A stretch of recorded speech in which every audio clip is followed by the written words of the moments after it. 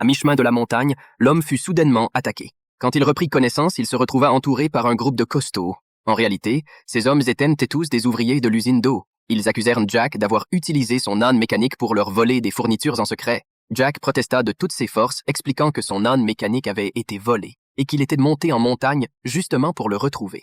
Mais peu importe ses explications, les ouvriers refusèrent de le croire et finirent même par le frapper. Heureusement, Jack était agile et parvint à s'échapper de justesse. Au lever du jour, Jack réussit enfin à retrouver Bob, le petit ami de sa fille. Il l'attacha et, guidant l'âne, se mit en route pour restituer les marchandises aux ouvriers afin de prouver son innocence. Mais le chemin était long et difficile, et Jack, épuisé, était au bord de l'effondrement. Voyant son état, Bob le convainquit de faire une pause. Jack détacha alors Bob, mais Bob, profitant de sa faiblesse, s'empara d'une pierre et assomma Jack. Il fit passer la mort de Jack pour un accident causé par l'âne mécanique. À l'annonce de la mort de leur père, le fils et la fille de Jack furent anéantis par la douleur, d'autant plus que la fille était enceinte. Sans l'opposition de Jack, Bob put épouser Wendy sans obstacle et, grâce à ce mariage, hérita de toutes les terres de Jack. Pour exploiter pleinement ces terres, Bob alla voir le contremaître de l'usine d'eau et brandit un couteau gravé de son nom.